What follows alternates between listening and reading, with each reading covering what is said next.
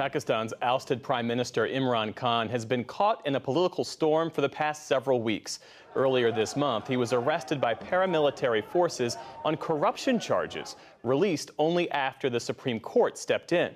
His arrest triggered widespread protests across that country, followed by thousands of arrests and a massive crackdown on his political party known as PTI. When Khan was elected in 2018, he had the support of Pakistan's military.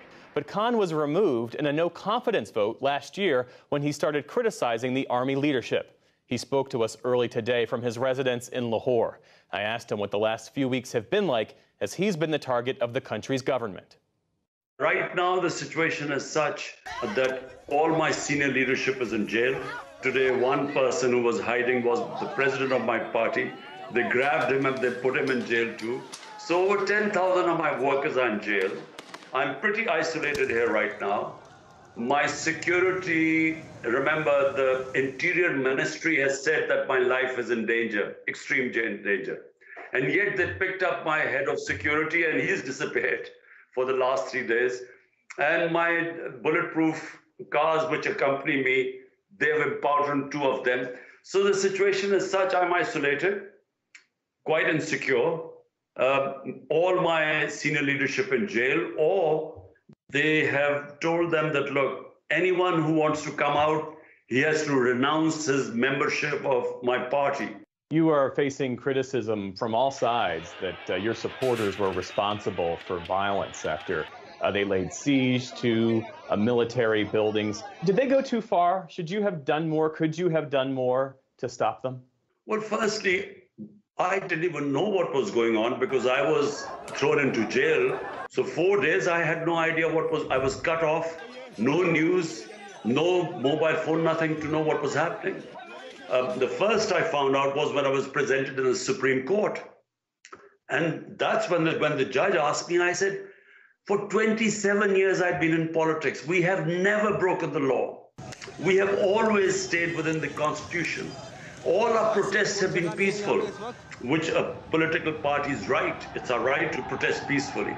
So what happened on this day? I have asked for an independent inquiry. The Supreme Court must hold an independent inquiry. We feel the arson was deliberately done.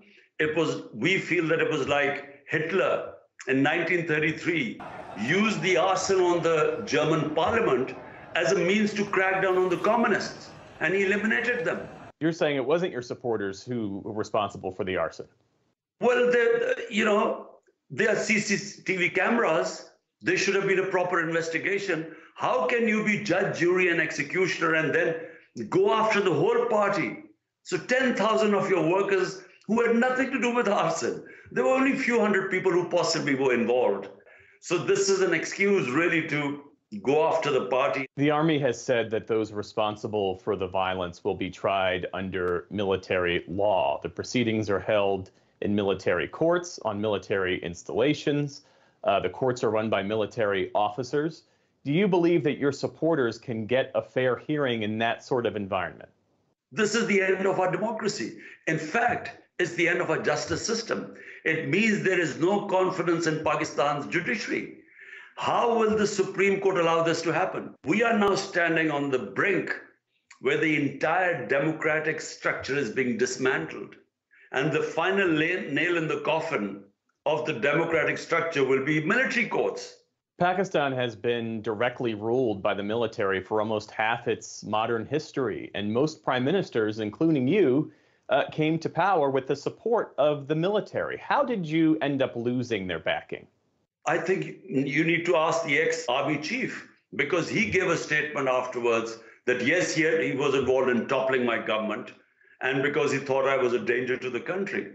And yet I worked with them. So what made him suddenly in the last 6 months decided to pull the rug under the feet of my government? What made him change horses and bring the setup? Only he can answer. At this point, do you want to curtail the army's power, or do you wish the generals would support you as they did before? No. The problem is the hybrid system, where the prime minister is supposed to have the responsibility as an elected prime minister. But the power is basically lying with the establishment, military establishment. This hybrid system has failed. In my opinion, there needs to be a new equilibrium.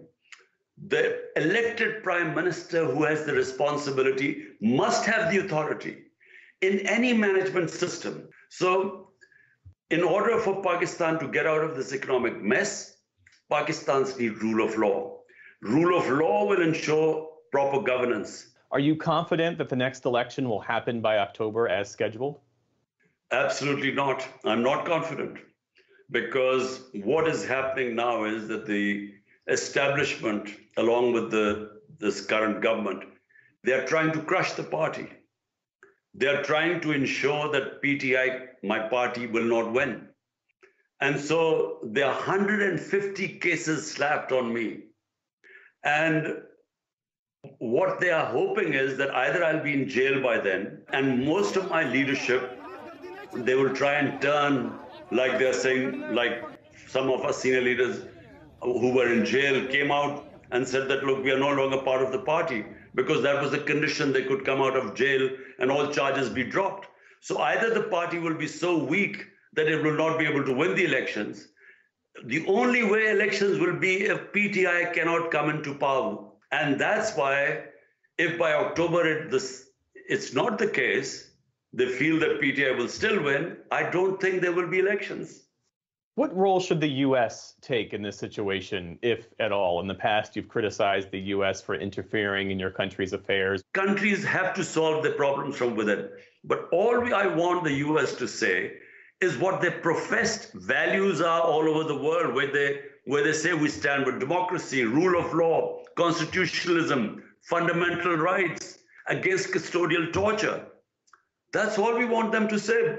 You know, when they speak about China or Russia or Hong Kong, they talk about all these things. Well, here is a classic example that the democracy is being rolled back and all these things are happening. So I think that's where they should be consistent. Do you see a peaceful or negotiated way out of this situation? Possible. I think we have reached an impasse, because despite doing everything, the party's popularity has just grown. I mean, the latest report is it's 70% rating in Pakistan. It's unheard of in our history. So will they keep on this course of trying to crush a popular political party? Or will they sit down and work out on some sort of a settlement? I think at some point sense will prevail. I'm an optimistic, and I think then we would come to some sort of an understanding. Imran Khan is the former Prime Minister of Pakistan. Thank you so much for your time. My pleasure.